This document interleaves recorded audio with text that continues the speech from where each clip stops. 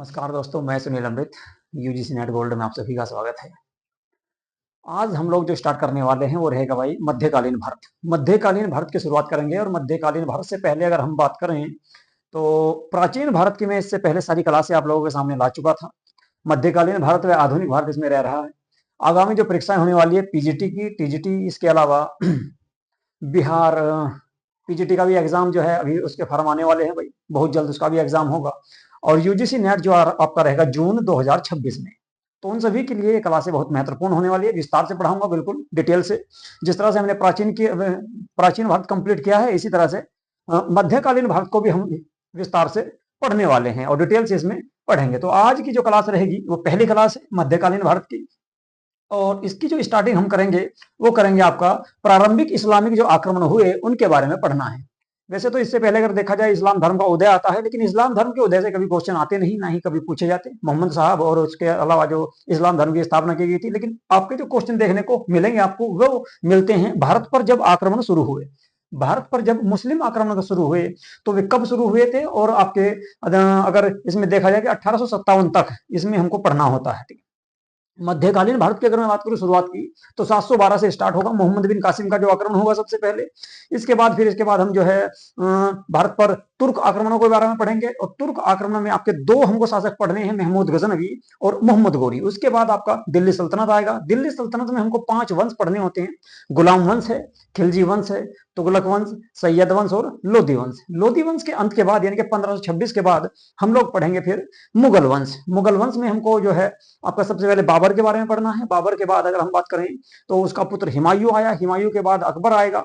लेकिन अकबर से पहले एक आपका वंश आया था बीच में, सूरी वंश, तो उसके बारे में वहीं से बीच में देख लेंगे। और अकबर के बाद बात करें उसका पुत्र जहांगीर आया, जहांगीर के बाद शाहजहां आया, उसके बाद औरंगजेब तक का काल हम इसमें पढ़ते हैं। या इसके बाद जो है मुगलोत्तर काल, मुगलों का जो आपका पतन का जो दौर था, उनके जो कुछ 10-12 शासक थे प्रमुख, उनके बारे में भी हमको पढ़ना है। जैसे कि मोहम्मद शाह रंगीला था, इसके अलावा मुजफ्फर शाह थे, ठीक है, शाह आलम थे, अकबर सेकंड थे, तो उन सब के बारे में भी हमको देखना है। तो कुल मिलाकर अगर देखा जाए इसमें मध्यकालीन भारत में 712 ईस्वी से लेकर स्टार्टिंग होती है। और कुछ इतिहासकार, कुछ बुकों में आपका दे रखा केवल औरंगजेब के काल तक, लेकिन कुछ में आपका दिया गया है कब तक, जब तक अंतिम मुगल शासक आपके बहादुर शाह जफर जो थे, तो उसके काल तक पढ़ा जाता है, यानी कि 1858 तक। जो 1857 की क्रांति हुई, 1858 में उसका देहांत हुआ था, तो 1858 के काल तक भी इसको पढ़ा जाता है। तो हम लोग जो देखने वाले हैं इसमें, और इसके बीच में ही आपका भक्ति आंदोलन और सूफी आंदोलन भी आएंगे इसी में। इसके साथ साथ बहमनी साम्राज्य और विजयनगर साम्राज्य, इसके अलावा मराठा साम्राज्य, ये सारे भी हमको इसमें मध्यकालीन भारत में ही पढ़ने हैं, क्योंकि फिर जो है आपका बाद में आधुनिक भारत स्टार्ट करेंगे तो उसमें जो है अब देखो मराठा साम्राज्य जो है उसको मध्यकालीन भारत में भी पढ़ा जाता है और आधुनिक भारत में भी पढ़ा जाता है, क्योंकि दोनों का मिश्रण काल उसमें देखने को मिलता है। तो या तो हम इसमें पढ़ लेंगे या फिर उसमें कंप्लीट कर लेंगे। तो चलिए करते हैं आज की क्लास को स्टार्ट।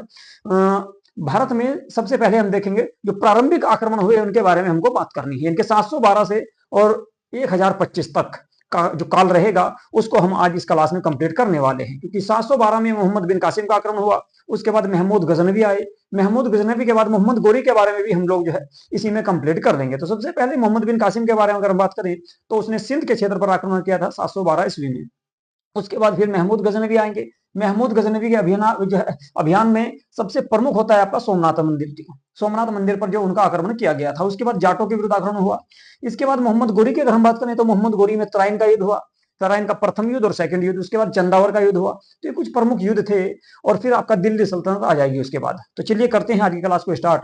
सबसे पहले अगर हम बात करें मध्यकालीन भारत की, तो इसमें भारत में अरब तुर्क आक्रमणों को हम लोग आज पढ़ने वाले हैं। तो अरब और तुर्कों का जो आक्रमण हुआ भारत पर, उसके बारे में विस्तार से बात करेंगे। यदि आप लोग हमारे चैनल पर नए आए हैं और आपने हमारे यूट्यूब चैनल को सब्सक्राइब नहीं किया है तो प्लीज हमारे यूट्यूब चैनल को सब्सक्राइब से कर लें, वीडियो को लाइक तथा शेयर भी कर दिया करो भाई, ठीक है। चलिए जी क्योंकि यहां पर मैं आपको मध्य भारत जो है मध्यकालीन भारत या प्राचीन भारत तो मैंने आपका कंप्लीट करा दिया है विस्तार से, बिल्कुल। उसकी एक एक आपकी क्लास ली, उसमें लगभग मेरे ख्याल से ऐसी 40 से 45 क्लासें प्राचीन भारत की आई थी, जो मैंने आपके नेट के एग्जाम से पहले ही कंप्लीट करा दी थी। तो अब हम जो करेंगे मध्यकालीन भारत आज स्टार्ट करने वाले हैं। और अब ये आपकी ये मान लो कि डेली आपकी कंटिन्यू इसमें क्लास रहेगी, अब रोज इसमें क्लास आया करेगी मध्यकालीन भारत की और उसके बाद आधुनिक भारत की। इसके अलावा आपका पीजीटी का एग्जाम भी है आपका भाई और इसके अलावा देखा जाए तो बिहार में भी फॉर्म आने वाले हैं बीपीएससी ट्राई 4 के नाम से, तो उसमें भी आपके पीजीटी जिन लोगों ने हिस्ट्री से किया तो उनके लिए बहुत ज्यादा लाभदायक रहेगी हिस्ट्री की क्लास से। हिस्ट्री का चाहे आपका कोई भी एग्जाम हो, चाहे आपका यूजीसी नेट का हो या फिर आपका बीपीएससी हो या फिर यूपीएससी पीजीटी हो, कोई भी एग्जाम होगा आपका, वो आपका ये मान लो कि इसी क्लास से लगभग आपके वहां से क्वेश्चन लगने वाले हैं। तो चलिए देखते हैं भारत में अरबों के द्वारा जो आक्रमण किए गए थे, तो अरबों द्वारा सिंध पर सबसे पहले आक्रमण किया गया था। सिंध के क्षेत्र में उस समय की अगर मैं बात करूं तो सिंध के क्षेत्र में आपका दाहिर उस समय राजा हुआ करता था। तो उसके बाद उस काल की हम बात करेंगे। इससे पहले हमने प्राचीन काल में या प्राचीन भारत में पढ़ा था हर्षवर्धन। तो हर्षवर्धन के देहांत के बाद क्या हुआ, हर्षवर्धन का देहांत हुआ था 647 ईस्वी में। 647 ईस्वी के बाद क्या हुआ कि भारत के क्षेत्र में, उत्तर भारत और दक्षिण भारत पूरे क्षेत्र में ही, भारत के क्षेत्रों में क्या हुआ कि छोटे छोटे राज्य आए, छोटे छोटे राज्यों का उदय हुआ और वे राज्य कमजोर थे एक तरह से, इसी कारण भारत पर विदेशी आक्रमण हुए थे। तो ये बात करें हर्षवर्धन की मृत्यु के पश्चात उत्तर भारत में छोटे छोटे एवं दुर्बल राज्यों का उदय हुआ। ये राज्य अपनी प्रतिद्वंदिता में इतने उलझे हुए थे कि विदेशी आक्रमण का आकलन ही नहीं कर पाए, यानी कि इन पर विदेशी आक्रमण होते रहे और इन्होंने इस चीज का जो है ये जो है इनके दिमाग में नहीं आया कि भाई ये विदेशी आक्रमण है और ये एक दिन भारत पर आकर जो है भारत पर भी कब्जा कर लेंगे। ऐसी इन लोगों ने कल्पना भी नहीं की थी। इसी राजनीतिक दुर्बलता का लाभ उठाकर अरबों और तुर्कों के द्वारा भारत पर आक्रमण किए गए। सिंध पर आक्रमण करने से पूर्व अरबों ने 636 ईस्वी में बंबई के समीप थाने पर भी आक्रमण किया था। तो सबसे पहले अगर हम बात करें सिंध से पहले भी तो 636 की बात है और उस समय पाल वंश भी भारत में नहीं आया था, ना फिर आपके प्रतिहार वंश आए थे, ना ही आपका राष्ट्रकूट वंश आया था। तो कुल मिलाकर कह सकते हैं कि हर्षवर्धन के काल में भी मुंबई के क्षेत्र में, यानी कि महाराष्ट्र के आसपास थाने वाले क्षेत्र पर अरबों के द्वारा आक्रमण किया गया। इसके बाद पश्चिमी तट पर लगातार आक्रमण होते रहे परंतु उन्हें सफलता प्राप्त नहीं हुई, यानी कुल मिलाकर वे भारत पर कब्जा नहीं कर पाए। भारत के क्षेत्रों पर प्रथम आक्रमण, सफल आक्रमण की अगर मैं बात करूं तो 712 ईस्वी में मोहम्मद बिन कासिम के नेतृत्व में हुआ था। ये मोस्ट इंपोर्टेंट है भाई, 712 में मोहम्मद बिन कासिम का सबसे पहले सफल आक्रमण माना जाता है। तो सबसे पहले जो आक्रमण हुआ मोहम्मद बिन कासिम का हुआ था, कब हुआ, 712 ईस्वी में। ये याद रखना आपको, 712 ईस्वी में मोहम्मद बिन कासिम का भारत पर सफल आक्रमण हुआ। और इस समय अगर बात करूं सिंध की तो सिंध का राजा दाहिर हुआ करता था। तो दाहिर इस समय भारत का राजा, सॉरी सिंध के क्षेत्र का राजा था। अरबों के आक्रमण के विषय में पर्याप्त सूचना की अगर बात करें तो 9वीं शताब्दी में बिलादुरी द्वारा एक पुस्तक लिखी गई थी जिसका नाम था फुतुल अल बलदान। फुतुल अल बलदान जो पुस्तक थी इसमें इस बात की जानकारी मिलती है। इसके अलावा इब्र याहिया अल बलादुरी जी दूसरी पुस्तक थी, लेकिन इसके लेखक की अगर मैं बात करूं तो इसके लेखक की जानकारी नहीं प्राप्त होती। नाम क्या था, इब्र याहिया अल बलादुरी इस पुस्तक का नाम था। ये दो पुस्तक ऐसी हैं जो इन आक्रमणों की जानकारी देती है। एक का नाम है फुतुल अल बलदान, ये किसकी थी भाई, बिलादुरी की पुस्तक थी। इसके अलावा दूसरी की बात करें इब्र याहिया अल बलादुरी, इसके लेखक की जानकारी हमको नहीं प्राप्त होती। तो कुल मिलाकर ये कुछ ऐसी पुस्तकें थी जिनसे इस काल की जानकारी या इस समय की जानकारी हमको प्राप्त होती है कि भारत पर मोहम्मद बिन कासिम का आक्रमण हुआ था। एक दूसरी पुस्तक मिलती है चचनामा। चचनामा की भी लेखक की जानकारी नहीं प्राप्त होती। सिंध पर अरब विजय के ऐतिहासिक स्रोतों में चचनामा पर लिखा गया फारसी पाठ अत्यधिक महत्वपूर्ण है। मूल अरबी भाषा में चचनामा का फारसी में अनुवाद मोहम्मद अली बिन अबू बकर कूफी ने 1226 ईस्वी में किया। तो चचनामा पुस्तक की जानकारी नहीं प्राप्त होती, लेकिन चचनामा पुस्तक के लेखक की जानकारी प्राप्त नहीं होती। लेकिन चचनामा जो पुस्तक है उसका अरबी में, सॉरी फारसी में जो अनुवाद किया गया वो मोहम्मद अली बिन अबू बकर कूफी के द्वारा किया गया था। कब, 1226 ईस्वी में। चचनामा में 680 से लेकर 718 ईस्वी तक सिंध के इतिहास की जानकारी हमको प्राप्त होती है। चचनामा जो पुस्तक है इस पुस्तक में 680 से लेकर और 718 ईस्वी तक के सिंध के इतिहास की हमको जानकारी मिलती है।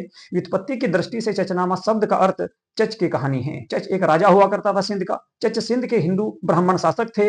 इसका आंशिक अंग्रेजी अनुवाद इलियट और डाउसन द्वारा किया गया था। तो इलियट के द्वारा और डाउसन के द्वारा चचनामा पुस्तक का अंग्रेजी में अनुवाद किया गया। यह सिंध पर अरब आक्रमण का वर्णन करती है। तो इस पुस्तक से हमको जानकारी प्राप्त होती है कि भाई सिंध पर जो है अरबों के आक्रमण हुए थे। ये पुस्तक आपके किससे, तो चच नामक है आपका जो सिंध का एक हिंदू ब्राह्मण शासक था, उसके काल की जानकारी हमको इसमें मिलती है। और इसी पुस्तक में अगर कहा जाए तो 680 से लेकर 718 ईस्वी तक के सिंध की जानकारी हमको देखने को मिलती है।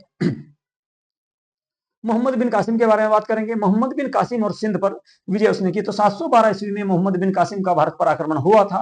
कारण क्या था, समुद्री लुटेरों द्वारा अरब जहाजों को लूटने के प्रतिशोध में इराक के गवर्नर थे अल हज्जाज ने अपने भतीजे मोहम्मद बिन कासिम को भारत पर आक्रमण करने के लिए भेजा था। तो अल हज्जाज कौन थे भाई, अल हज्जाज जो थे ये आपके कहां के, ये बगदाद के या इराक के गवर्नर हुआ करते थे, जिनका नाम था अल हज्जाज। इसी के दामाद का नाम था, दामाद कह लो इसको, ये दामाद भी था इसका, यही इसका भतीजा था और यही इसका सेनापति था, नाम था मोहम्मद बिन कासिम। इसने 712 ईस्वी में कासिम ने राजा दाहिर को पराजित कर सिंध और मुल्तान पर अधिकार किया था। कब, 712 की बात है।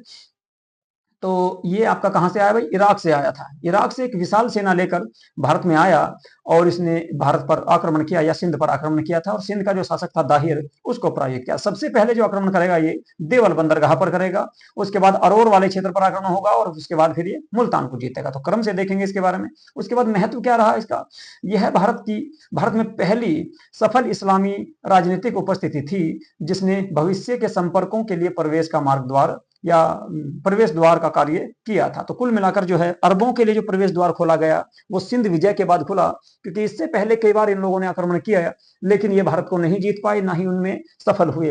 परंतु मोहम्मद बिन कासिम जो अल हज्जाज का दामाद भी था, भतीजा भी था और एक योग्य सेनापति था, विशाल सेना लेकर भारत में आया और इसने भारत के क्षेत्र पर जीत हासिल की या सिंध के क्षेत्र पर इसने जीत हासिल की थी। चलिए जी विस्तार से पढ़ते हैं मोहम्मद बिन कासिम के अभियान के बारे में। देखेंगे मोहम्मद बिन कासिम ने खलीफा के आदेश पर सिंध में प्रथम आक्रमण किया। उसके विभिन्न सैन्य अभियानों का वर्णन हम आगे देखने वाले हैं। तो देवल अभियान की अगर मैं बात करूं तो ये मोहम्मद बिन कासिम का सबसे पहला अभियान था। देवल जो है एक बंदरगाह था सिंध के क्षेत्र में, जो वर्तमान आपका पाकिस्तान में स्थित है। उसके विभिन्न सैन्य अभियानों में अगर हम बात करें तो सबसे पहला जो अभियान रहा वो रहा कौन सा, देवल अभियान। तो देवल बंदरगाह पर आक्रमण किया सबसे पहले इसने 712 ईस्वी में। मोहम्मद बिन कासिम देवल बंदरगाह पर पहुंचा। देवल के शासक दाहिर ने राजपूत शासकों के साथ किले की रक्षा का प्रयास किया किंतु असफल रहा। यानी कुल मिलाकर देवल को जीत लिया किसने, मोहम्मद बिन कासिम ने। कब, 712 ईस्वी में। उसके बाद निरून अभियान हुआ।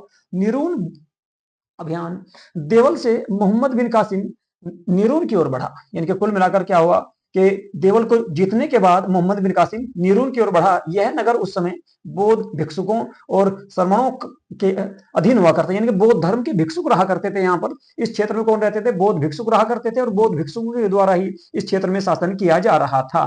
तो कुल मिलाकर आपका क्या हुआ, परंतु बौद्धों ने बिना युद्ध किए, यानी कि बौद्ध धर्म के लोग जो थे जो यहाँ पर शासन कर रहे थे, उन्होंने युद्ध नहीं किया और मोहम्मद बिन कासिम की अधीनता स्वीकार कर ली और बाद में इन लोगों के द्वारा इस्लाम धर्म भी स्वीकार कर लिया गया था। सेबान अभियान, निरून से अरबों ने सेबान की ओर प्रस्थान किया। यानी कि कुल मिलाकर जो है निरून को सबसे पहले देवल को जीता, देवल के बाद आपका निरून को जीता, निरून के बाद सेबान की ओर, सेहबान की ओर या सेहबन की ओर ये जो है इसने प्रस्थान किया। वहां दाहिर का चचेरा भाई था जिसका नाम था माजरा।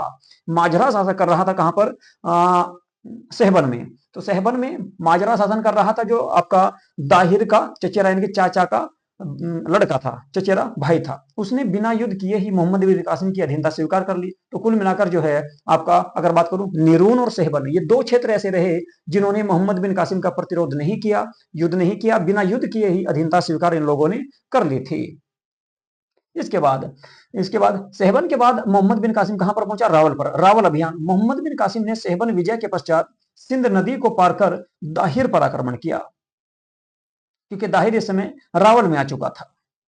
इस आक्रमण के पश्चात दाहिर ने रावल में आश्रय लिया था, क्योंकि उसके बाद उससे पहले आपका देवल बंदरगाह पर जब हार गया, ये हारने के बाद कहां पर आ चुका था, ये आ चुका था रावल में। तो रावल ने इसने जो है आपका शरण ली थी, ये यहाँ पर आया था।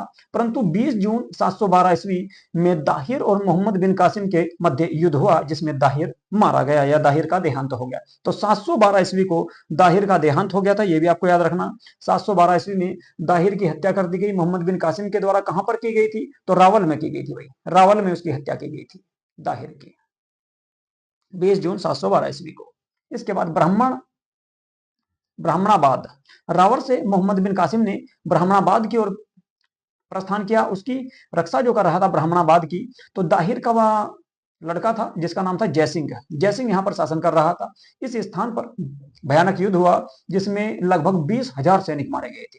तो आपका रावल के बाद मोहम्मद बिन कासिम ने जो आक्रमण किया वो क्या था, ब्राह्मणाबाद पर। ब्राह्मणाबाद में दाहिर का पुत्र था जिसका नाम था जयसिंह, वो शासन कर रहा था। तो यहाँ पर जो युद्ध हुआ, इस युद्ध में लगभग 20,000 सैनिक मारे गए थे। युद्ध के पश्चात दाहिर की दूसरी विधवा रानी लाड़ देवी को, 2 कन्या थी इसकी, एक का नाम था सूर्य देवी और दूसरे का नाम था परमल देवी, दोनों को कैद कर लिया गया। यानी कि उसकी पत्नी को भी कैद कर लिया गया और उसकी लड़कियों को भी कैद कर लिया गया मोहम्मद बिन कासिम के द्वारा। और चचनामा पुस्तक के अनुसार ऐसा कहा जाता है कि इन दोनों लड़कियों को फिर बाद में आपका इराक भेज दिया गया था अल-हज्जाज के लिए, या अल-हज्जाज के पुत्रों के लिए। अरोर अभियान, ब्राह्मणाबाद के बाद मोहम्मद बिन कासिम जो पहुंचा वो अरोर पहुंचा। मोहम्मद बिन कासिम के अरोर पर आक्रमण के पश्चात दाहिर के पुत्र ने कुछ समय तक साहस पूर्वक राजधानी की रक्षा की, किंतु अंत में वह पराजित हो गया। इस प्रकार मोहम्मद बिन कासिम को सिंध पर पूर्ण विजय प्राप्त हुई। तो कुल मिलाकर आपका इसने सबसे पहले देवल पर आक्रमण किया, उसके बाद सहबान पर किया, सहबान के बाद रावर पर किया, ब्राह्मणाबाद पर किया और उसके बाद अरोर पर किया। तो कुल मिलाकर पूरे सिंध पर इसने अधिकार कर लिया। उसके बाद ये पहुंचेगा कहां पर, मुल्तान में। ठीक है, तो 713 ईस्वी में मोहम्मद बिन कासिम ने मुल्तान की ओर कूच किया। एक विश्वासघाती व्यक्ति ने मोहम्मद बिन कासिम को उस नदी के विषय में बताया जिससे मुल्तान के लोग अपने पानी की आपूर्ति सुनिश्चित करते थे। तो कुल मिलाकर उस नदी के बारे में जानकारी दी आपका मुल्तान के ही एक व्यक्ति ने, जहां पर मुल्तान के लोगों को पानी प्राप्त होता था जिस नदी से। इस नदी के पानी को बंद करने से मोहम्मद बिन कासिम मुल्तान पर विजय प्राप्त करने में सफल हुआ। मुल्तान से अत्यधिक सोने की प्राप्ति होने के कारण इसे स्वर्ण नगरी के नाम से भी जाना गया या जाना जाने लगा, क्योंकि मोहम्मद बिन कासिम को सबसे ज्यादा जो सोना प्राप्त हुआ था वो कहां से, मुल्तान से प्राप्त हुआ था। तो इसलिए इसको स्वर्ण नगरी के नाम से भी जाना जाता है। तो याद रखना है, स्वर्ण नगरी कहा गया किसको, अरबों के द्वारा मुल्तान को। इसके बाद मुल्तान विजय के पश्चात मोहम्मद बिन कासिम ने भारत को जीतने की योजना बनाई। उसने कन्नौज को विजय करने के लिए अबू हकीम के अधीन 1000 अश्वरोही सेना भेजी। यद्यपि उसके पूर्ण होने के बाद ही मोहम्मद बिन कासिम की हत्या कर दी गई थी। तो कुल मिलाकर जो है मोहम्मद बिन कासिम ने, अगर हम बात करें, पूरे सिंध को जीता। सिंध के बाद मुल्तान के क्षेत्र पर आक्रमण किया, मुल्तान पर भी इसने अधिकार किया। और इसने जो है आपका, अगर मैं बात करूं कन्नौज पर, यानी कि उत्तर प्रदेश के क्षेत्र पर भी आक्रमण करने के लिए अबू हकीम के नेतृत्व में 1000 सैनिकों को भेजा था। परंतु उससे पहले ही मोहम्मद बिन कासिम का देहांत हो गया था। तो मोहम्मद बिन कासिम का देहांत हुआ, तो ये अरबों के आक्रमण था। तो अरबों का पहला सफल आक्रमण जो हुआ मोहम्मद बिन कासिम के नेतृत्व में हुआ था। और इस समय की अगर मैं बात करूं मोहम्मद बिन कासिम के समय, तो मोहम्मद बिन कासिम ही पहला शासक था जिसके समय पहली बार भारत में आपका लोगों ने धर्म परिवर्तन किया। यानी कि धर्म चेंज जो हुआ था पहली बार मोहम्मद बिन कासिम के काल में ही, 712 ईस्वी में। सबसे पहले अगर बात करें तो बौद्धों के द्वारा, फिर जो है आपका इसका जो दाहिर का चचेरा भाई था उसके द्वारा, फिर अन्य लोगों ने भी इस्लाम धर्म स्वीकार किया। तो सबसे पहले अगर आप भाई आपका कभी क्वेश्चन आ जाए कि सबसे पहले भारत में इस्लाम धर्म जो ग्रहण किया गया था कहाँ या किस क्षेत्र में किया गया, तो सबसे पहले जो है सिंध के क्षेत्र के लोगों ने इस्लाम धर्म स्वीकार किया और उसके बाद ये धर्म लगातार भारत में बढ़ता चला गया। इसके अलावा अगर पूछ ले आपसे कि भारत में पहली बार जजिया कर किसने लगाया, तो जजिया कर भी मोहम्मद बिन कासिम के द्वारा ही लगाया गया था 712 ईस्वी में। कहां पर, सिंध के क्षेत्र में। और ऐसा कहा जाता है कि मोहम्मद बिन कासिम ने के 12 वर्ष से अधिक आयु के जितने भी पुरुष थे उन सबकी हत्या करवा दी थी, ऐसा कहा जाता है। इसके अलावा मोहम्मद बिन कासिम ने इस कर कर के तहत जो आपका जजिया कर था, जजिया कर जो लिया जाता था तो गैर इस्लामिक या गैर इस्लाम धर्म के लोगों से लिया जाता था, गैर मुस्लिमों से लिया जाता था। यानी कि जो लोग इस्लाम धर्म स्वीकार कर लेते थे उनको इस कर से छूट थी, लेकिन जो लोग इस्लाम धर्म स्वीकार नहीं करते थे उनको जजिया कर देना पड़ता था। तो जजिया कर में इस समय की अगर मैं बात करूं, मोहम्मद बिन कासिम ने ब्राह्मणों को छूट दी थी, विकलांगों को, विधवाओं को और बच्चों को छूट दी। बाकी सभी पर जो है यानी कि जो गैर इस्लामिक थे, गैर मुस्लिम थे, उन सबसे जजिया कर वसूल किया गया था, चाहे वो आपका हिंदू धर्म के लोग थे या फिर आपका पारसी धर्म के लोग हों या आपके इस समय के जैन और बौद्ध धर्म के लोग थे, तो उन सभी से ही आपका जजिया कर लिया गया था। तो कुल मिलाकर गैर मुस्लिम जो भी थे उन सबसे जजिया कर लिया जाता था। तो इसके अलावा और क्या हुआ भाई, इसके अलावा जो है सिंध आक्रमण, सॉरी अरबों के आक्रमण से क्या हुआ भारत में कि अरबी घोड़े आए, अरबी घोड़े आए। इसके अलावा खजूर की खेती की शुरुआत की गई थी इसी समय भारत में। इसके अलावा अगर बात करें मानचित्रावली, मानचित्रावली की जो है शुरुआत भारत में जो पहली बार की गई वो अरबों के द्वारा ही की गई थी। तो ये कुछ प्रभाव थे जो आपका अरबों का जो आक्रमण हुआ, सफल आक्रमण मोहम्मद बिन कासिम का, तो उसके बाद क्या प्रभाव पड़ा भारत में अगर देखा जाए, एक तो जजिया कर लगाया गया, दूसरा लोगों ने इस्लाम धर्म स्वीकार किया, इसके अलावा खजूर की खेती की शुरुआत हुई, अरबी घोड़े भारत में आए, इसके साथ साथ मानचित्रावली की शुरुआत हुई। तो ये कुछ ऐसे कारण थे जो अरबों के प्रभाव के कारण हुए। और अरबी भाषा तो भारत में आएगी भाई, तुर्की अरबी भाषा का विस्तार हुआ। तो कुल मिलाकर भारत और अरब के बीच में व्यापार संबंध भी शुरू हुए, दोनों की संस्कृति का आदान प्रदान हुआ। तो ये बहुत सारे कारण हैं जो इन घटनाओं के कारण हुए थे। ठीक है जी, तो ये थे भाई आपका अरब आक्रमण। अब अगर हम बात करें तो अब बात करेंगे हम तुर्क आक्रमण की, यानी कि महमूद गजनवी, महमूद गजनवी के बारे में बात करेंगे। उत्तर का तूफान इसको कहा जाता है, यानी कि उत्तर भारत में इसने आक्रमण किए और 17 आक्रमण किए थे इसने। 1000 से लेकर 1027 ईस्वी तक इसने कुल 17 आक्रमण किए आपका महमूद गजनवी ने। तो इसके बारे में बात करेंगे, उद्देश्य क्या था भाई इसका, विस्तार से पढ़ेंगे महमूद गजनवी के बारे में। महमूद गजनवी ने जो भारत पर आक्रमण किए उन आक्रमणों का क्या प्रभाव पड़ा उसके बारे में भी बात करेंगे। इसका जो उद्देश्य था, मेन उद्देश्य महमूद गजनवी का मुख्य उद्देश्य था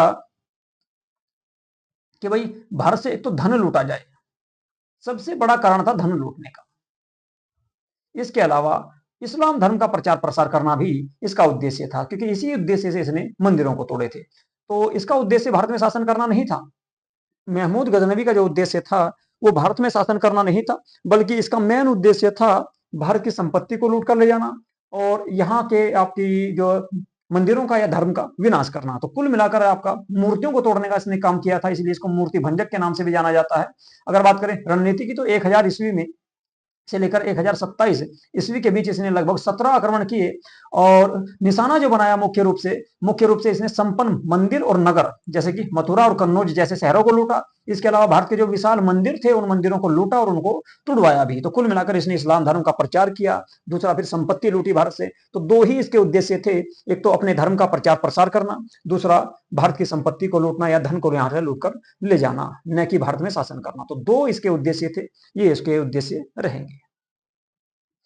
चलिए जी देखते हैं भाई तुर्क आक्रमण में। तुर्क आक्रमण में हमको दो आक्रमण पढ़ने हैं, एक तो आपका महमूद गजनवी का और दूसरा मोहम्मद गोरी का। तो इसी क्लास में कंप्लीट कर लेते हैं इनको भी दोनों को।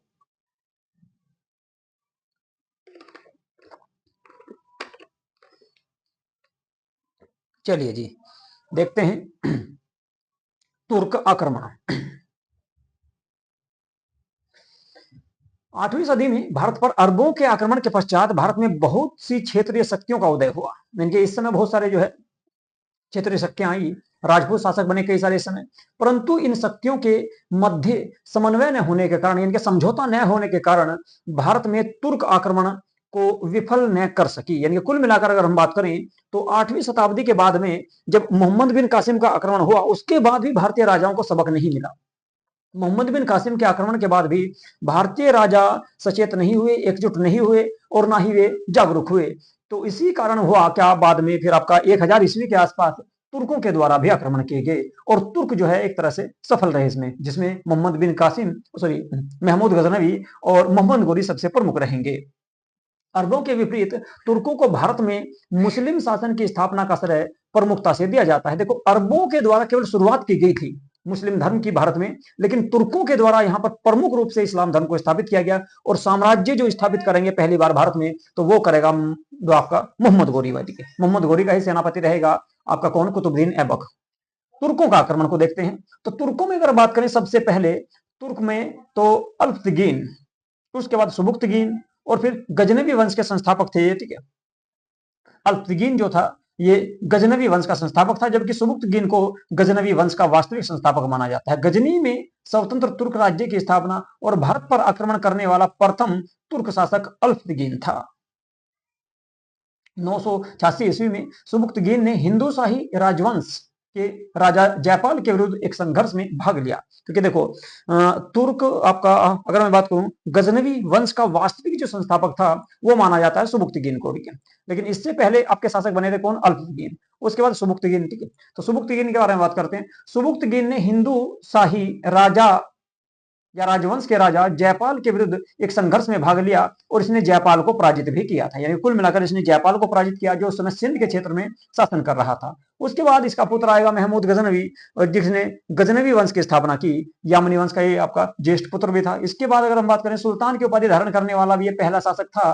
कौन? महमूद गजनवी, और इसने बगदाद के खलीफा से सुल्तान की उपाधि धारण की थी। तो अगर कभी क्वेश्चन आ जाए कि भाई आपका विश्व का पहला सुल्तान कौन था, तो महमूद गजनवी, जबकि भारत का पहला सुल्तान कौन बनेगा? इल्तुतमिश।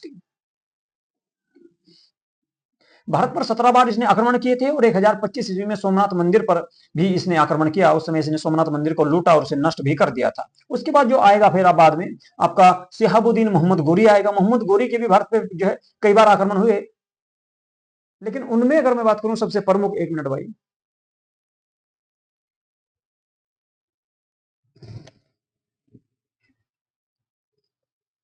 उनमें सबसे प्रमुख जो आक्रमण था आपका मोहम्मद गोरी का, तो एक था आपका तराइन, तराइन का प्रथम युद्ध।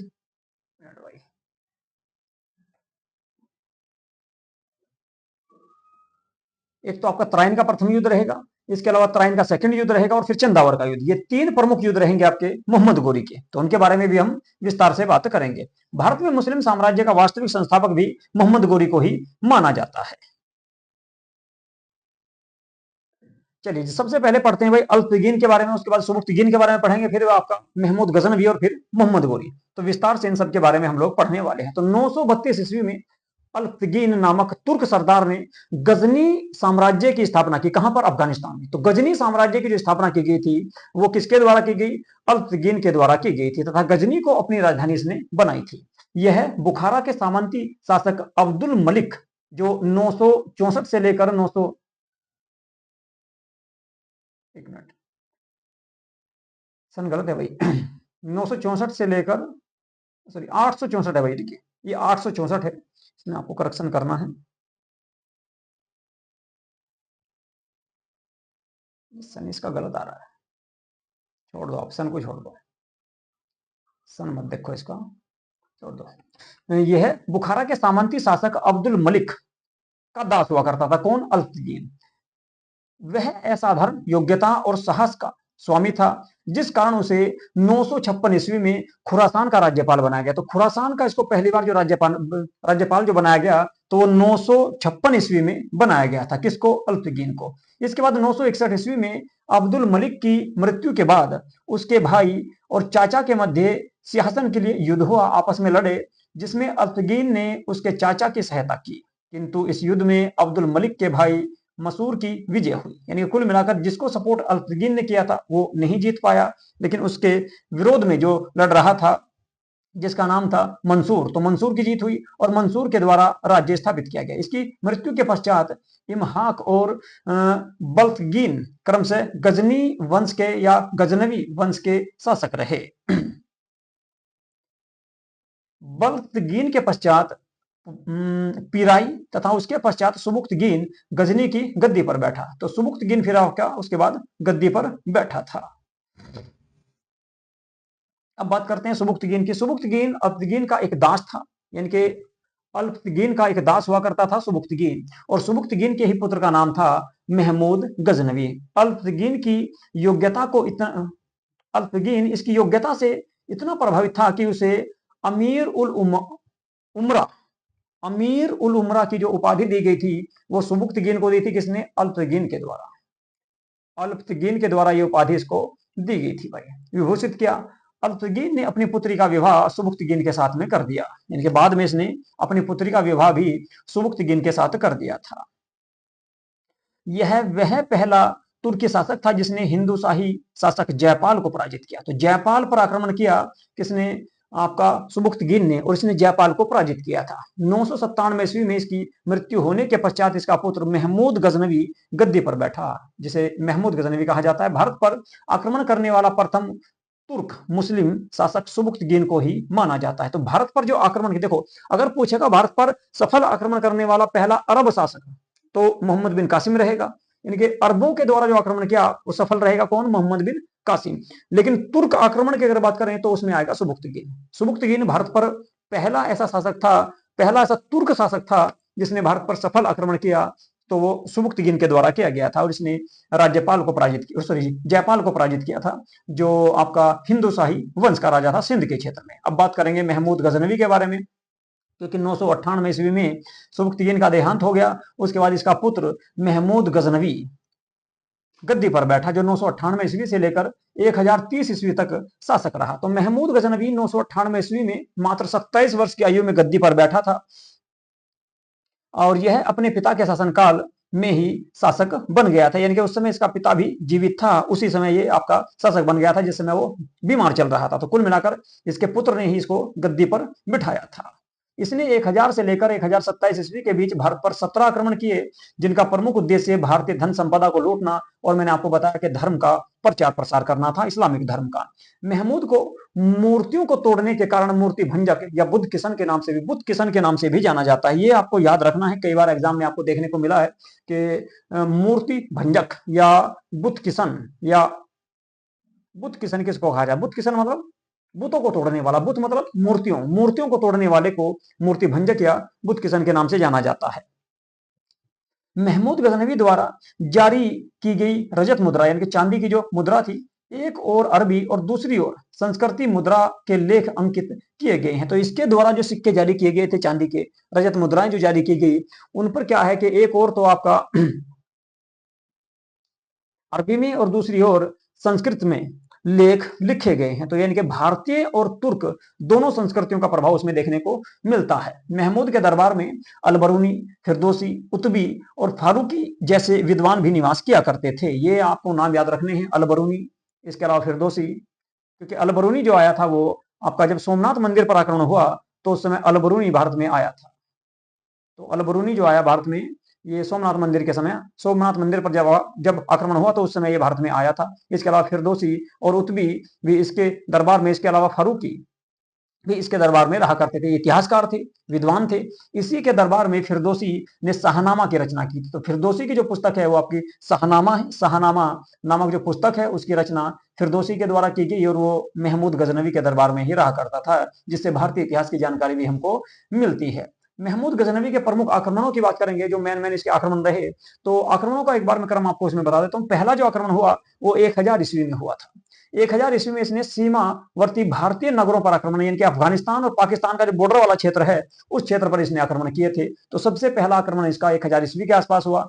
दूसरे आक्रमण की बात करें तो 1001 ईस्वी में इसने किया था, और इस आक्रमण को जो है ये आपका उस समय सिंध के क्षेत्र में एक राजा हुआ करता था, हिंदू शाही वंश का राजा, जिसका नाम था जयपाल, उसके विरुद्ध किया गया था। तो पेशावर में था उस समय। महमूद गजनवी ने हिंदू शाही वंश के शासक जयपाल को पेशावर के समीप पराजित कर पेशावर और वेहिंद पर अधिकार कर लिया। जयपाल अपने संबंधियों सहित बंदी बना लिया गया। हालांकि जयपाल ने महमूद गजनवी को 25 हाथी और 2,50,000 दिनार देकर मुक्ति पाई थी, लेकिन अपनी निरंतर पराजय से अपमानित महसूस करते हुए जयपाल ने आत्मदाह, यानी कि अग्नि में कूदकर आत्महत्या कर ली थी। तो कुल मिलाकर अगर हम बात करें, इसके पिता ने भी इसको पराजित किया। उसके बाद फिर महमूद गजनवी का जो दूसरा आक्रमण हुआ वो जयपाल के ही विरुद्ध हुआ था। पेशावर और वेहिंद पर इस समय इसने अधिकार कर लिया था। वेहिंद जो है हिंदू शाही वंश की राजधानी हुआ करती थी। इसके बाद जब ये लगातार हारता रहा तो सॉरी इसको बंदी बना लिया गया, तो 25 हाथी इसने उपहार स्वरूप दिए उसको, और 2,50,000 दिनार मुद्राएं देकर अपनी मुक्ति इसने मुक्त ये हुआ था। लेकिन उसके बाद क्या हुआ, जब ये लगातार हारता रहा तो इसको जो है अपने पुत्र को इसने राज्य सौंप कर खुद आत्महत्या कर ली थी, यानी कि अग्नि में कूदकर इसने आत्मदाह कर लिया था। इसके बाद बात करें तो 7वें आक्रमण की बात करेंगे, जो 1009 ईस्वी में हुआ। इसके बीच में भी आक्रमण हुए थे। देखो वे आक्रमण मैं आपको बता रहा हूं जो एग्जाम में आते हैं। कुछ ऐसे हैं जिनके बारे में एग्जाम में नहीं पूछा जाता। तो महमूद गजनवी ने नगरकोट, कांगड़ा, हिमाचल प्रदेश पर ये आक्रमण किया था और इस समय जो है आपका यहां से इसने काफी लूटपाट की थी। तो महमूद गजनवी ने नगरकोट, जो हिमाचल प्रदेश में पड़ता है, कांगड़ा जिले में, तो इस पर आक्रमण किया और यहां से काफी संपत्ति इसको प्राप्त हुई थी। नौवां आक्रमण इसने किया 1014 ईस्वी में। महमूद गजनवी ने हरियाणा के थानेश्वर पर आक्रमण किया और चक्र स्वामी मंदिर, ये आपका एग्जाम में पूछा गया एक दो बार कि चक्र स्वामी मंदिर कहां पर है, तो हरियाणा के थानेश्वर में है। और इस मंदिर को तोड़ा गया था, इस मंदिर को नष्ट किया गया था और इस मंदिर की जो संपत्ति थी वो भी इसके द्वारा लूट ली गई थी। तो ये आपका कहां पर है, थानेश्वर में है, हरियाणा में। नौवां आक्रमण 1014 ईस्वी में महमूद गजनवी का थानेश्वर हरियाणा पर हुआ, जहां पर चक्र स्वामी मंदिर को नष्ट किया गया और वहां से इसने संपत्ति प्राप्त की थी। इसके बाद 12वें आक्रमण की बात करें तो 1018 ईस्वी में हुआ। महमूद गजनवी ने मंदिरों की नगरी के नाम से प्रसिद्ध मथुरा पर आक्रमण किया। ये जो आक्रमण हुआ था इसका उत्तर प्रदेश में हुआ और मथुरा पर किया गया था। मथुरा में अगर हम बात करें, यहाँ भी इसने काफी मंदिरों को नष्ट किया और यहाँ से संपत्ति प्राप्त की थी। देखिए महमूद गजनवी जो है केवल दो ही क्षेत्रों पर आक्रमण कर रहा था। एक तो जहां पर मंदिर हुआ करते थे, क्योंकि मंदिरों में संपत्ति मिलती थी, इस समय सोने के कलश वगैरह, मूर्तियां वगैरह होती थी, उनको लूटता था और उनको तुड़वाता था। इसके अलावा दूसरे आक्रमण इसके कन्नौज और मथुरा, जो संपन्न क्षेत्र हुआ करते थे, संपन्न शहर थे, प्रसिद्ध शहर थे या अमीर शहर थे, उन पर इसने आक्रमण किए। तो 12वां आक्रमण इसका मथुरा पर हुआ था 1018 ईस्वी में। इसके बाद 13वें आक्रमण की बात करें तो ये भी 1018 ईस्वी में ही किया। महमूद गजनवी ने मथुरा, वृंदावन के मंदिरों और कन्नौज पर आक्रमण किया और यहाँ पर इसने लूटमार की। कन्नौज का शासक इस समय राज्यपाल था, जो बिना युद्ध किए ही भाग गया था। इसके बाद महमूद गजनवी का 14वां आक्रमण ये कालिंजर पर किया जाएगा। तो महमूद गजनवी ने 1020 ईस्वी में कालिंजर के चंदेल वंश के शासक, जिसका नाम था विद्याधर, पर आक्रमण किया। यद्यपि चंदेरी की सैन्य शक्ति से महमूद गजनवी भयभीत हुआ था, किंतु विद्याधर रात्रि में पलायन कर गया, यानी कि अपने क्षेत्र को छोड़कर भाग गया।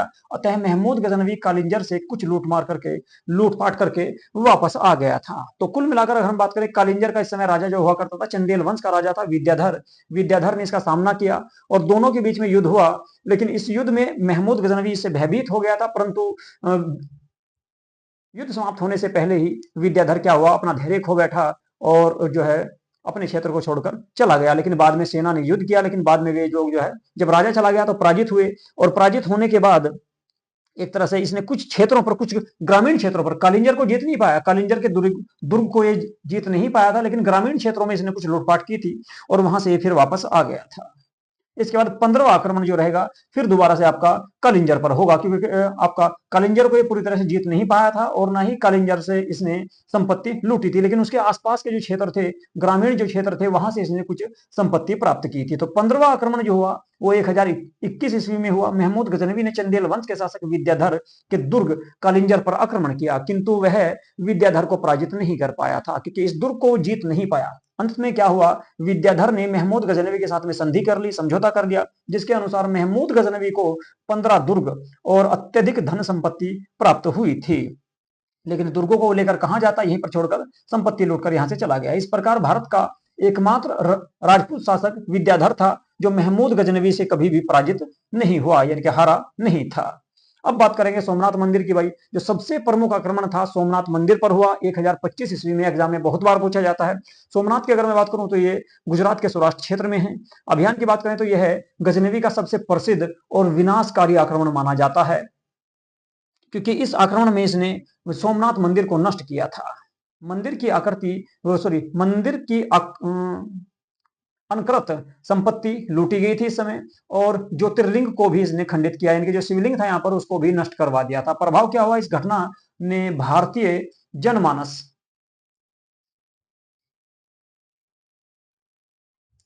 इस घटना ने भारतीय जनमानस और सुरक्षा की कमियों को उजागर किया कि भाई इस समय का जो है भारत का क्षेत्र कैसा था, भारत के राजा कैसे थे, उन सब की कमियों को इसने उजागर इस समय किया था इस आक्रमण ने।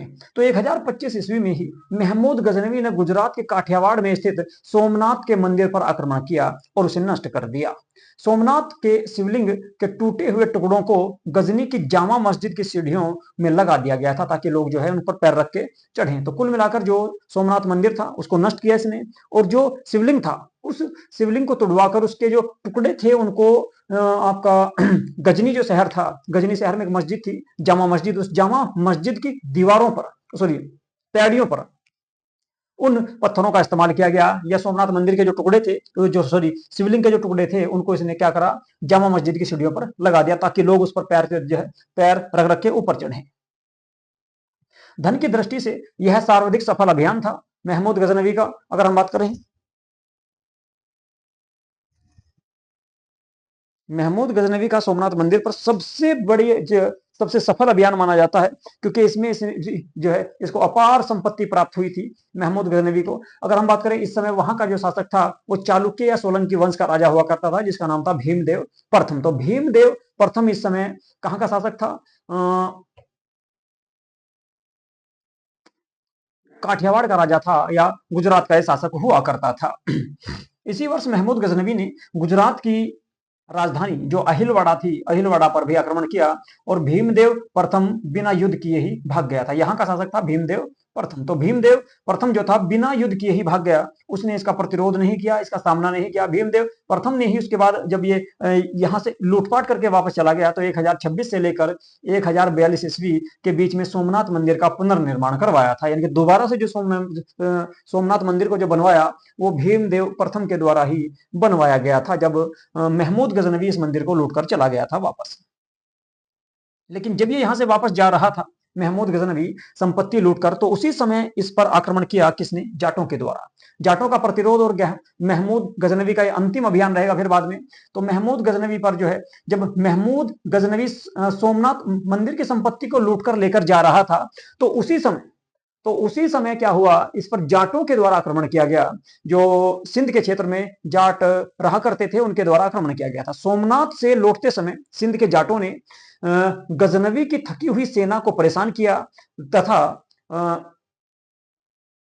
लूटा हुआ धन का कुछ हिस्सा जो है इन लोगों के द्वारा लूट लिया गया था। जो सोमनाथ मंदिर से लूट कर लेकर आए थे संपत्ति, उसका एक बड़ा भाग जो है जाटों के द्वारा लूट लिया गया था, जो सिंध के क्षेत्र में निवास किया करते थे। तो उसके बाद क्या हुआ कि महमूद गजनवी इनको दंडित करने के लिए ही दोबारा से भारत में वापस आया, जिसे कहा जाता है प्रतिशोध। तो प्रतिशोध लेने के लिए, इस गुस्ताखी की सजा देने के लिए ही 1027 ईस्वी में महमूद गजनवी ने अपना अंतिम अभियान विशेष रूप से जाटों के विरुद्ध किया था और उन्हें पराजित भी किया था, परंतु ये इसमें घायल हो गया था और घायल होने के बाद में इसका देहांत हो गया था। कब, 1030 ईस्वी में, ऐसा कहा जाता है।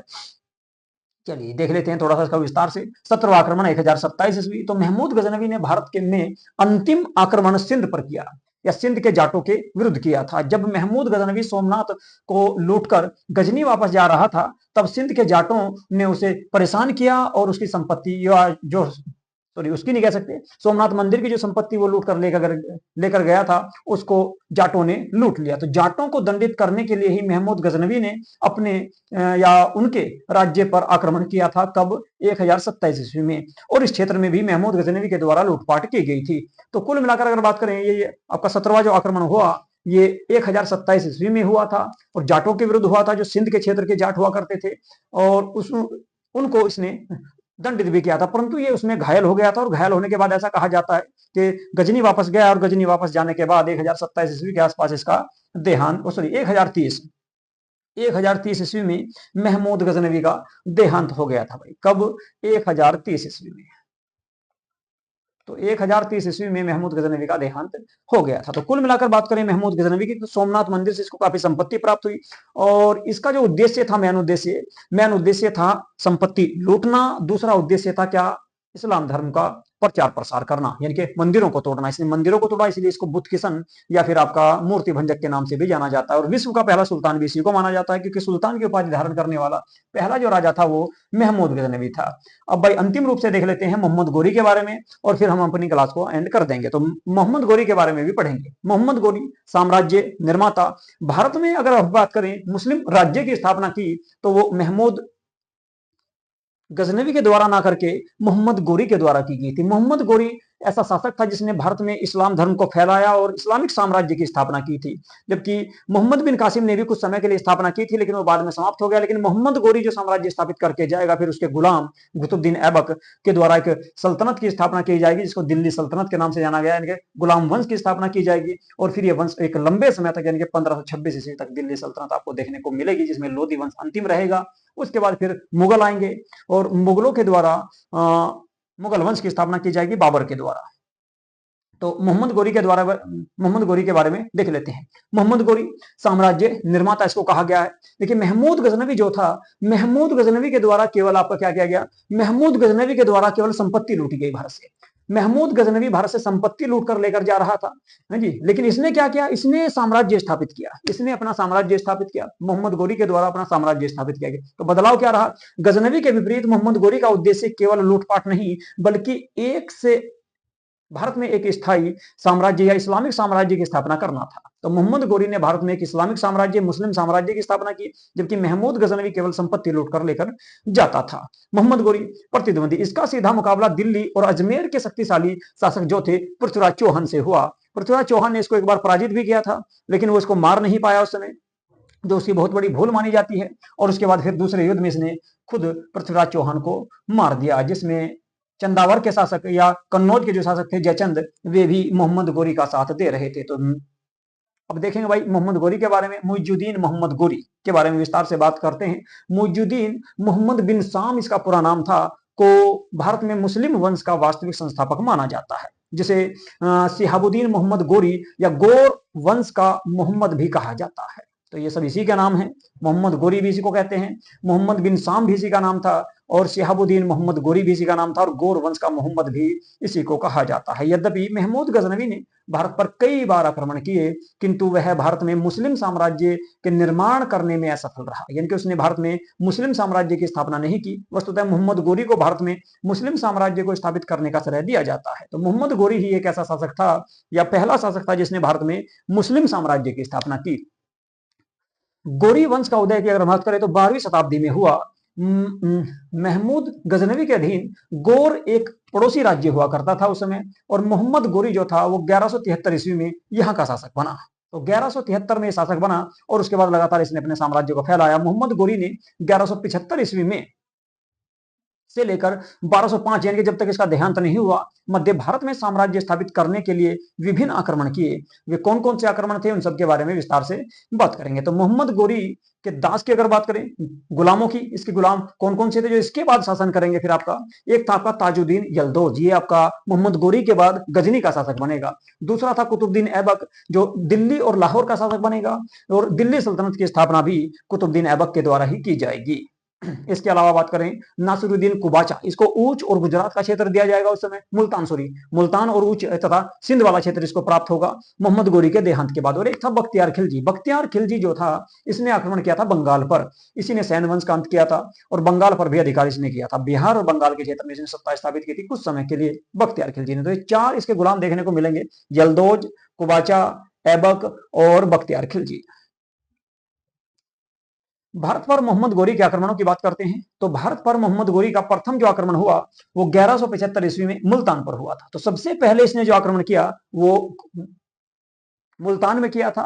कब? 1175 ईस्वी में। उस समय मुल्तान में कर माफी जाति के शासक यानी कि मुस्लिम वंश के ही कुछ राजा थे जो यहाँ पर शासन कर रहे थे। कहां पर? मुल्तान में। तो मुल्तान में इसका सबसे पहला आक्रमण हुआ 1175 ईस्वी में। इसके बाद 1178 ईस्वी में इसने क्या किया? गुजरात के क्षेत्र पर आक्रमण किया। इसने 1178 ईस्वी में गोरी ने पाटन जो गुजरात में पड़ता है पर आक्रमण किया, किंतु गुजरात के शासक भीम सेकंड ने उसे आबू पर्वत की तलहटी में अहिलवाड़ा के युद्ध में पराजित कर दिया। तो अहिलवाड़ा के युद्ध में पराजित किया गया किसको? मोहम्मद गोरी को। किसके द्वारा? भीम सेकंड के द्वारा। तो ये मोहम्मद गोरी की भारत में पहली हार थी। मोहम्मद गोरी की भारत में जो पहली पराजय हुई वो अहिलवाड़ा के युद्ध में हुई जो भीम सेकंड से पराजित हुआ था। लेकिन बाद में ऐसा कहा जाता है कि जब इसको बंदी बना लिया गया, बंदी बनाकर भीम सेकंड इसको जो है दरबार में लाया, तो भीम सेकंड की माता थी नायिका देवी। नायिका देवी के कहने पर इसको छोड़ दिया गया, जो भीम सेकंड की भी सबसे बड़ी गलती मानी जाती है। उसके बाद फिर दूसरी गलती कौन करेंगे? दूसरी गलती करेंगे भाई आपके, एक मिनट जरा, उसके बाद में दूसरी गलती करेंगे कौन? पृथ्वीराज चौहान। तो पहली गलती किसके द्वारा की गई? पहली गलती की गई भीम सेकंड के द्वारा। भीम सेकंड ने इसको छोड़ दिया। और दूसरी गलती करेंगे फिर तराइन के प्रथम युद्ध में कौन? पृथ्वीराज चौहान। तो पृथ्वीराज चौहान भी इसको छोड़ देंगे।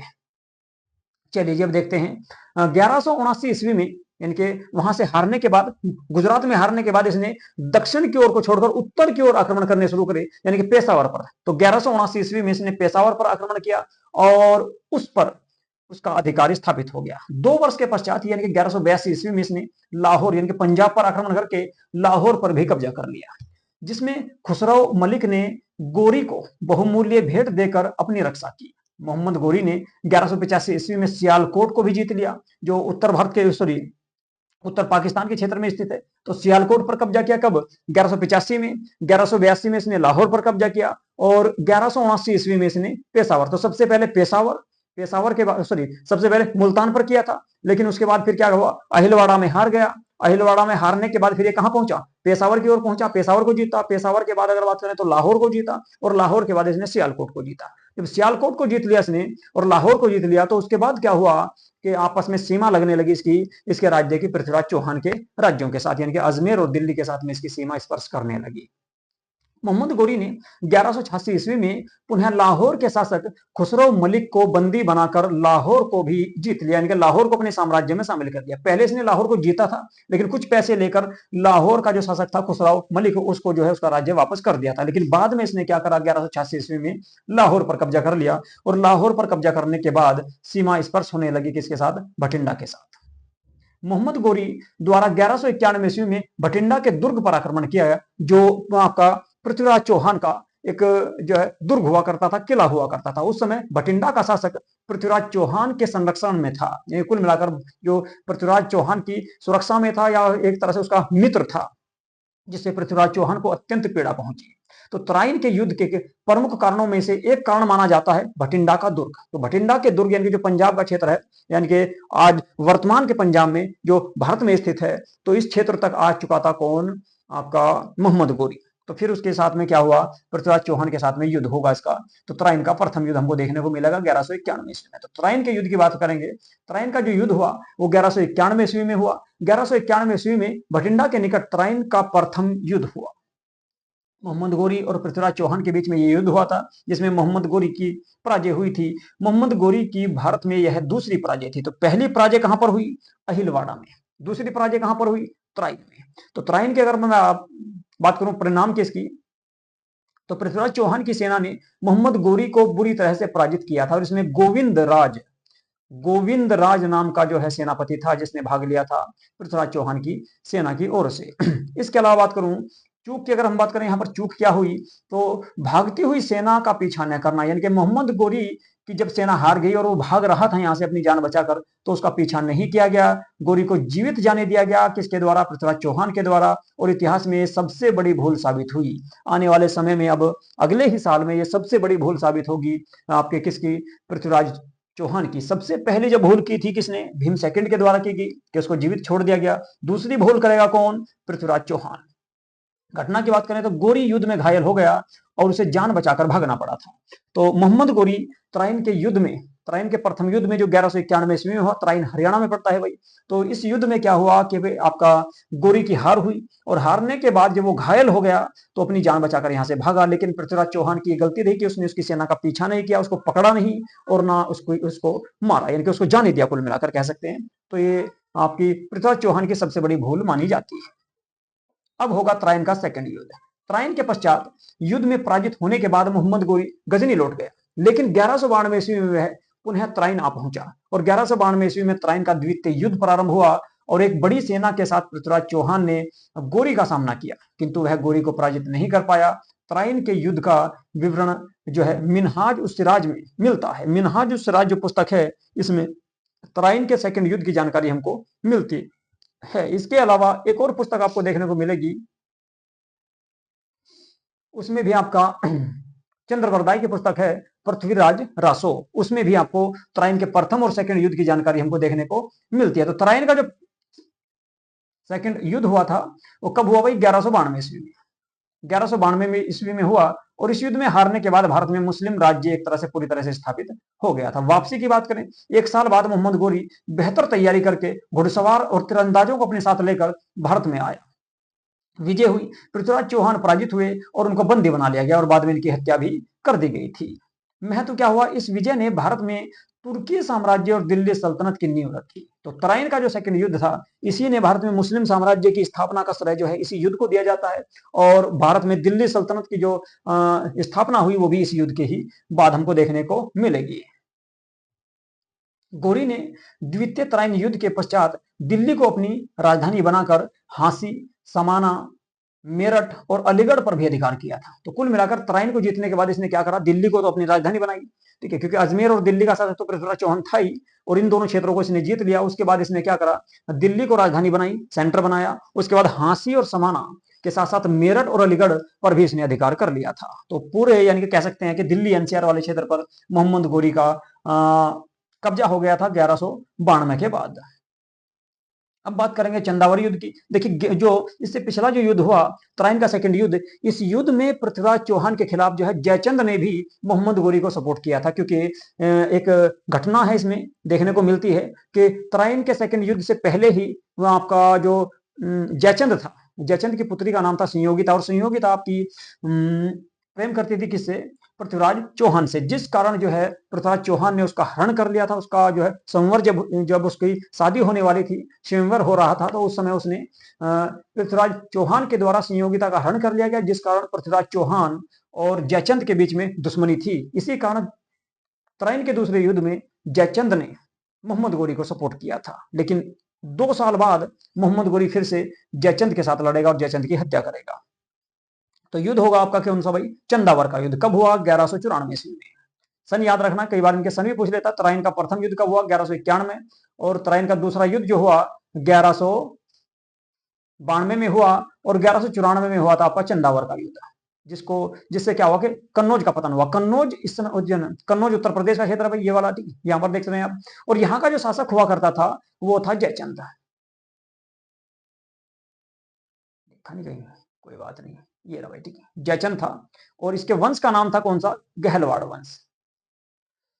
चलिए जिसको देख लेते हैं हम।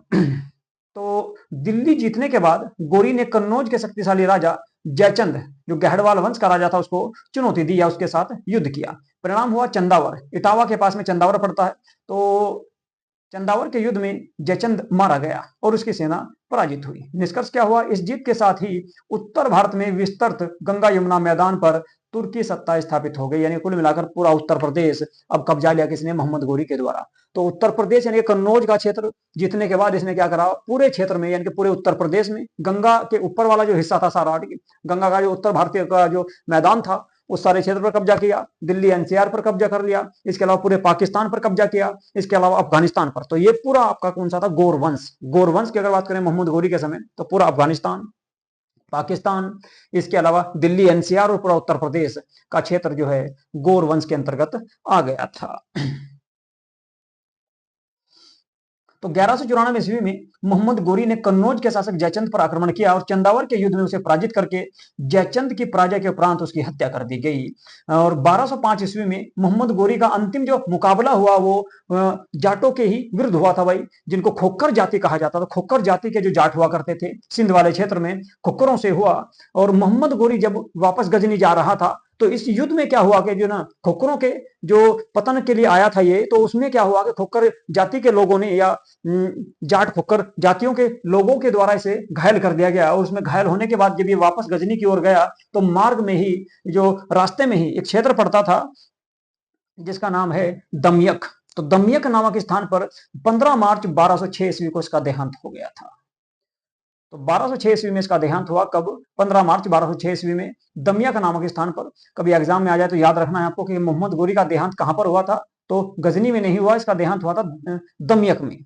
दमियक जो अफगानिस्तान में ही पड़ता है, दमियक नामक स्थान पर इसका देहांत हुआ था, इसकी मृत्यु हो गई थी। घायल हो गया था किनके विरुद्ध, जाटों के विरुद्ध अभियान किया था इसने 1205 ईस्वी में। महमूद गजनवी ने भी जाटों के विरुद्ध आक्रमण किया था अंतिम, और इसका भी अंतिम जो आक्रमण था वो जाटों के विरुद्ध था, जो खोखर जाति के जाटों के विरुद्ध हुआ था। उसमें एक घायल हो गया, उसके बाद इसकी भी मृत्यु हो गई थी, इसका भी देहांत हो गया था। इसके बाद 1206 ईस्वी में मोहम्मद गोरी की मृत्यु के पश्चात उसके गुलाम ऐबक ने भारत में नए वंश की नींव रखी, जिसे गुलाम वंश या ममलूक वंश कहा जाता है, और इसी के द्वारा दिल्ली सल्तनत की स्थापना की गई थी। मोहम्मद गोरी के दूसरे गुलाम थे यलदोज, उसने गजनी पर अपनी सत्ता स्थापित की। तो गजनी का जो उत्तराधिकारी नियुक्त किया गया था वो यलदोज को किया गया था। तो अब देख लेते हैं इनका भाई निष्कर्ष। हमने जो आपकी जो क्लास थी इसमें आज 3 प्रमुख शासक देखे, मोहम्मद बिन कासिम जो अरबों का आक्रमण था। उसके बाद हमने अगर बात करें तो महमूद गजनवी और मोहम्मद गोरी के बारे में कंप्लीट पढ़ लिया है। अब इसका निष्कर्ष देख लेते हैं। एक नए युग का सूत्रपात, इनकी यात्रा की अगर हम बात करें तो 712 ईस्वी में ये आक्रमण शुरू हुए। 712 ईस्वी में सिंध में सबसे पहले कासिम के द्वारा इस यात्रा को शुरू किया गया और 1025 ईस्वी में सोमनाथ मंदिर पर जो आक्रमण किया महमूद गजनवी ने, यहां से होते हुए 1192 में तराइन का सेकंड युद्ध हुआ और 1194 में चंदावर का युद्ध हुआ। तो तराइन और चंदावर के युद्ध में गोरी की निर्णायक जीत तक जो है ये निष्कर्ष हमको देखने को मिलता है। यानी कि आपका अगर बात करें 1194 में भारत में एक तरह से मुस्लिम सत्ता पूरी तरह स्थापित हो चुकी थी। तो विरासत की बात करें, इन अभियानों ने प्राचीन भारतीय राजनीतिक व्यवस्था को समाप्त कर मध्यकालीन दिल्ली सल्तनत का मार्ग प्रशस्त किया था। तो कुल मिलाकर इसके बाद हमको जो पढ़ना है वो दिल्ली सल्तनत पढ़ेंगे, जिसमें हमको गुलाम वंश या ममलूक वंश के बारे में पढ़ना है। तो मोहम्मद गोरी को भारत में इस्लामिक सत्ता का वास्तविक संस्थापक माना जाता है, जबकि शुरुआत आपकी किसके द्वारा की गई? मोहम्मद बिन कासिम के द्वारा 712 ईस्वी में सिंध के क्षेत्र में की गई थी। फिर आपका 1025 ईस्वी में सोमनाथ मंदिर को लूटा गया, किसके द्वारा? महमूद गजनवी के द्वारा। उसके बाद 1192 में जो आपका तराइन का दूसरा युद्ध हुआ और फिर आपका चंदावर का युद्ध हुआ 1194 में। उसके साथ साथ ही भारत में क्या हुआ कि पूरा उत्तर भारत में गौर वंश स्थापित हुआ या गोरी का साम्राज्य स्थापित हो जाएगा। और 1205 ईस्वी में इसके देहांत के बाद एक नया वंश स्थापित होगा भारत में, जिसको ममलूक वंश या गुलाम वंश कहा जाएगा। कुतुबुद्दीन ऐबक उसकी स्थापना करेंगे, जो मोहम्मद गोरी का दामाद और गुलाम तथा सेनापति भी था। ठीक है, तो चलिए भाई आज की क्लास को करते हैं समाप्त। यदि आप लोगों ने हमारे यूट्यूब चैनल को सब्सक्राइब नहीं किया है तो प्लीज हमारे यूट्यूब चैनल को सब्सक्राइब से कर लें, वीडियो को लाइक तथा शेयर भी जरूर कर दिया करो भाई। और अगला जो हमारा वंश होगा वो होगा दिल्ली सल्तनत। चलिए, नमस्कार।